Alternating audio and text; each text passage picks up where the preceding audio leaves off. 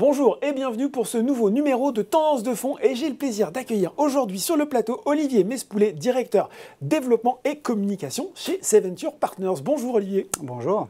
Alors, quelques mots sur Seventure pour commencer. Société d'investissement créée en 1997, spécialisée dans l'innovation, notamment dans les technologies digitales et les sciences de la vie, avec quand même 850 millions d'euros d'encours sous gestion. Et ces deux domaines d'expertise, on les retrouve naturellement dans ce fonds commun de placement dans l'innovation dont nous allons parler aujourd'hui, le FCPI, Vie numérique et santé 2020-2021. Moi, forcément, j'ai une question toute simple pour commencer, Olivier. Quel type d'entreprises vont composer ce fonds et surtout, comment vous faites pour les sélectionner chez Seventure? Merci Laurent. Comment on fait pour les sélectionner? Disons qu'avec l'argent que nous aurons donné les épargnants, on va investir sur une quinzaine d'entreprises environ. Des entreprises qui sont pour l'essentiel dans les technologies digitales et dans les sciences de la vie, parce que ce sont des secteurs sur lesquels on a ce type d'acteurs en forte croissance.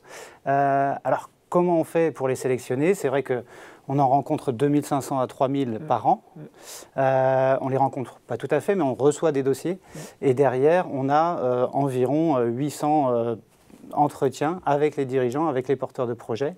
Et ce qui va nous décider pour aller sur les 8 ou 10 investissements que l'on fait par an, donc 1 pour 30 en ordre de grandeur, ça va être la qualité des personnes, leur capacité à passer les étapes de la croissance, voire de l'hypercroissance, qui peut être aussi un sujet difficile à gérer.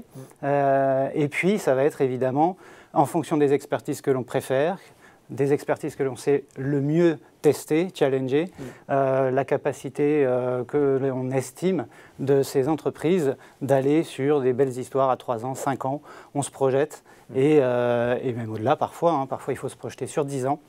C'est ça qui fait qu'on va sélectionner ces entreprises. Justement, si on revient encore un cran en arrière, ces dossiers, c'est les entreprises qui vous les envoient spontanément, c'est ça? Comment ça se passe? Ah, si c'était aussi fluide, simple, voilà, ça serait parfait. C'est vrai quand même que l'écosystème fonctionne peut-être de mieux en mieux, on peut le dire. Et puis là-dessus, beaucoup d'acteurs y travaillent. Il y a les acteurs publics, parapublics qui constituent des accélérateurs, des incubateurs. Il y a aussi les acteurs privés qui sont intermédiaires souvent de ces opérations de plus en plus. Elles accompagnent les porteurs de projets sur leur levée de fonds, typiquement des conseils, des banques d'affaires. Donc, se faire connaître pour nous de tous ces acteurs, c'est obligatoire et c'est une chance parce que finalement, ce sont des tribunes. Donc, typiquement, on va dans des événements organisés par un accélérateur, par exemple. Et si on est dans un tour de table en présentation, on se fait reconnaître par les startups, les porteurs de projets. À l'inverse, elles-mêmes, ces sociétés, cherchent de l'argent et donc cherchent à nous connaître. Donc, je dirais, c'est une rencontre. Ça se fait quand même naturellement. La notoriété que l'on a acquise depuis 25 ans, les bonnes réalisations qu'on a pu faire, puisqu'on a accompagné 130 entreprises jusqu'au bout de l'aventure, jusqu'à la sortie. Ça peut donner un peu de visibilité, mais après, il faut quand même travailler tout ça. Il n'y a rien de naturel, purement naturel. On a des bureaux en Angleterre, en Allemagne, en Suisse, en plus de la France, pour rayonner sur l'Europe proche, on va dire. Et parce que vous les sélectionnez dans toute l'Europe, ces sociétés? On les sélectionne dans toute l'Europe, parfois même un peu plus largement, quand on a un partenaire ou des moyens d'être présent mondialement, et on le fait sur les sciences de la vie de façon assez systématique. En revanche, sur l'ensemble de nos thématiques, on est capable d'être sur l'Europe, notamment sur, encore une fois, l'Europe des pays riverains. Mais effectivement, on a aussi un troisième levier qui est d'avoir une prospection directe auprès des entreprises innovantes sur les secteurs qu'on veut cibler en priorité parce qu'on considère qu'on a l'expertise suffisante pour dénicher et en plus on estime qu'il y a le potentiel d'une façon générale sur ce secteur-là. Alors justement, vous avez déjà un petit peu répondu à la question que je m'apprête à vous poser, mais quand même, on pourrait se dire finalement pourquoi cette limitation à l'aspect technologie digitale et sciences de la vie? Pourquoi pas ratisser large et faire dans l'innovation en général au niveau européen et même, on l'a vu, un petit peu plus largement? On ne peut pas être expert de tout. Donc déjà, c'est sûr que ça nous limite. Ensuite, on estime que ces secteurs sont déjà assez larges, c'est-à-dire qu'on le voit avec la crise en plus que l'on vient de vivre. Le digital, la santé, on en parle maintenant tous les jours. On vit tous les jours des innovations qui nous aident d'ailleurs à passer la crise. Donc on sent pressant tous que c'est relativement large.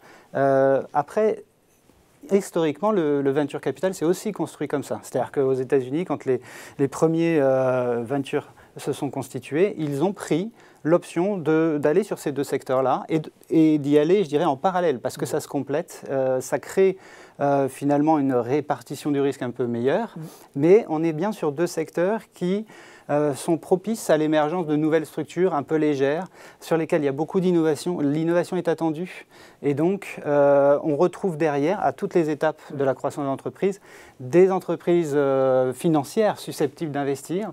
Donc on a des sorties par la bourse, on a des sorties par des repreneurs financiers, on a des sorties par des repreneurs industriels, et finalement cet écosystème se constitue à l'échelle mondiale, là pour le coup. Vous allez avoir un Américain qui vient sur un tour de table supplémentaire dans une entreprise française. L'inverse est un peu moins vrai, mais l'écosystème quand même a tendance à être relativement fluide et global.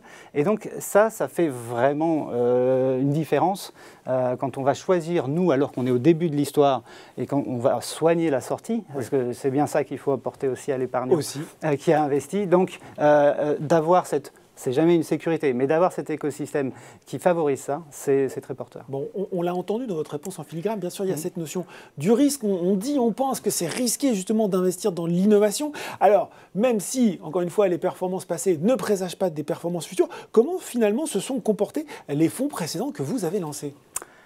Alors le risque, c'est sûr, il faut en parler. On aura l'occasion d'en reparler. Voilà, c'est pas un produit sans risque.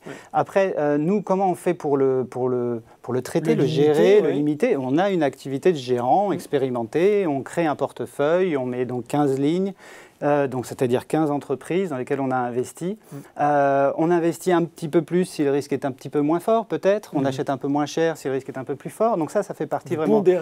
On pondère déjà dès l'acquisition. Et puis après, on fait la gestion sur des géographies différentes. On a parlé de différents pays, sur deux thématiques qui ont grosso modo rien à voir, même si bien sûr on peut avoir du digital dans la santé.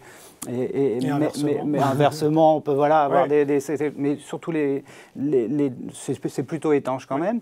Donc toute cette diversification, finalement on l'offre. C'est un service de professionnel à un particulier. Si le particulier, en alternative à ça, voulait le faire lui-même, ce serait peut-être un peu difficile d'accéder à des opportunités, de les analyser et puis de diversifier, d'en faire une quinzaine. Donc je crois que le produit FCPI que la France met à disposition des épargnants, qui n'existe pas dans tous les pays, est une chance pour ça. Et en plus, on bénéficie d'une réduction d'impôt qui limite une nouvelle fois le risque aussi. Donc je pense que là, pour le coup, le FCPI est vraiment différenciant par rapport aux autres pays et du coup peut-être un produit qui était en avance sur son temps parce que finalement il a permis à des épargnants d'accéder au monde du private qui était quand même assez fermé. C'est vrai. Alors voilà pour en tout cas on a bien compris la prise en compte des différents critères, notamment l'importance qu'on donne à la croissance à attendre. On parle aussi aujourd'hui de plus en plus, Olivier, des critères ESG, environnementaux, sociaux et de gouvernance, la notation extra-financière, ça aussi, ça prend une importance grandissante dans l'investissement. Est-ce que ce sont des critères dont vous tenez compte ? Oui, forcément. Oui. Nous, de toute façon, on n'a pas attendu qu'ils soient en haut de la pile pour les traiter. Et je sais que certains épargnants vont être plutôt très friands et d'autres peut-être un peu lassés de s'entendre parler de tous ces sujets. C'est vrai qu'on a mis le paquet depuis quelques années. Et on peut nous, ce qu'on fait, on va dire, en filigrane, un petit peu, je dirais, naturellement, avec du bon sens, et on est très proche des gérants, des managers des entreprises. Et donc, encore une fois, on a accompagné 130 boîtes jusqu'à la sortie, 120 sociétés sont encore en portefeuille.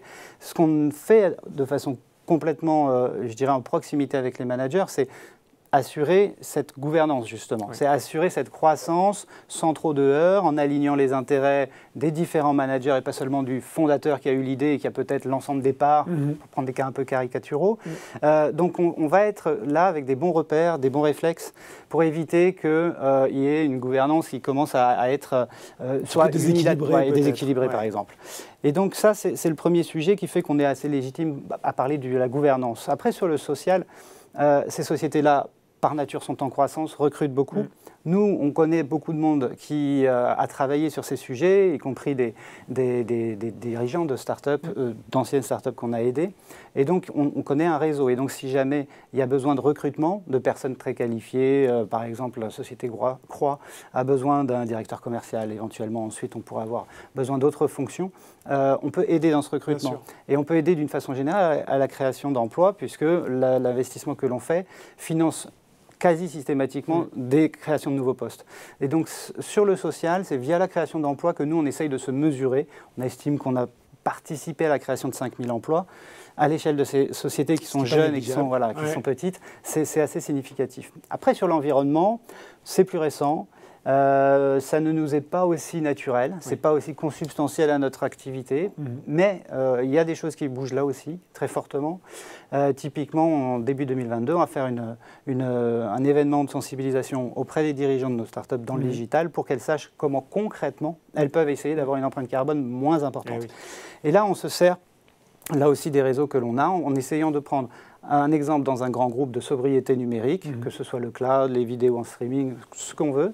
Et derrière, l'intérêt pour les startups, c'est d'être des poissons pilotes. Si elles testent des choses qui ont un véritable intérêt en termes d'empreinte carbone, ça pourrait être repris derrière par des grands groupes, parce que souvent, les grands groupes et les startups finissent par se connaître. Quand la startup marche bien, c'est un peu ce qu'on lui souhaite. Et donc, du coup, ça peut être significatif. Si jamais la découverte est intéressante et qu'on l'applique à des groupes qui sont très pollueurs, entre guillemets, en tout cas très consommateurs, plus émetteurs, exactement. Là, on peut faire un win-win intéressant. Bon, merci pour cette réponse très concrète sur le sujet. Bien sûr, vous l'avez évoqué, en plus des particularités de ce type d'investissement, bien sûr, il y a l'avantage fiscal qui accompagne les FCPI. Est-ce que vous pouvez nous en rappeler les contours brièvement, Olivier ? Je dirais qu'il y a un intérêt fiscal à l'entrée, qu'on voit tous, puisque en ce qui concerne le FCPI de Seventure, il est de 20%. Donc si on investit 1 000 €, on a 200 € de réduction d'impôt. Donc 20% de réduction d'impôt. 20%, et on a un intérêt à la sortie, puisque la plus-value va subir les prélèvements forfaitaires libératoires, mais ne sera pas soumise à l'impôt sur le revenu de l'épargnant. Voilà. On rappelle aussi peut-être, Olivier, pour finir, les particularités de ce type de produit d'investissement à bien avoir en tête avant d'investir, et notamment la période de blocage des fonds qui est un élément quand même important à connaître. Oui, tout à fait. Le produit sert l'innovation, sert la disruption des entreprises. Ce ne sont pas forcément des produits qui ont un rendement tout de suite, immédiatement. Ça peut prendre du temps, et en l'occurrence... Il faut laisser le temps au temps. Voilà. Pour bien profiter, je dirais, du risque que l'on a pris au départ, le produit est bien fait et permet d'aller à 7 ou 9 ans pour faire une sortie au moment où les entreprises ont justement obtenu cette croissance et on peut en faire bénéficier l'épargnant. Donc, en résumé, pour l'épargnant, l'épargne est bloquée sur la durée de vie du fonds. Et puis, autre élément très important à avoir en tête, c'est le niveau de risque. Il est maximal, c'est-à-dire qu'on peut avoir une perte en capital. C'est quand même un élément. L'innovation, c'est aussi l'incertitude parfois. C'est ça, c'est ça. C'est un produit simple. On peut dire que c'est un produit simple parce que ça permet d'accéder directement à des entreprises que l'on ne connaît pas par ailleurs, qui sont non cotées et qui sont difficiles d'accès. Mais effectivement, il faut avoir en tête le niveau de risque et le niveau de liquidité, on va dire quasi nul, sur la durée de vie du fonds. Eh bien voilà, merci beaucoup Olivier Mespoulet pour la présentation de ce FCPI Vie numérique et santé proposé par Seventure. Merci Laurent. Et je le rappelle, si vous souhaitez souscrire, si vous avez été convaincu, vous pouvez le faire jusqu'à la fin de l'année, jusqu'au 31 décembre, pour un montant minimal de souscription de 500 € et des fonds qui seront bloqués jusqu'au 31 décembre 2027 au plus tôt et au 31 décembre 2029 au plus tard. Tendance de fond, c'est fini pour aujourd'hui. À très bientôt pour un nouveau numéro.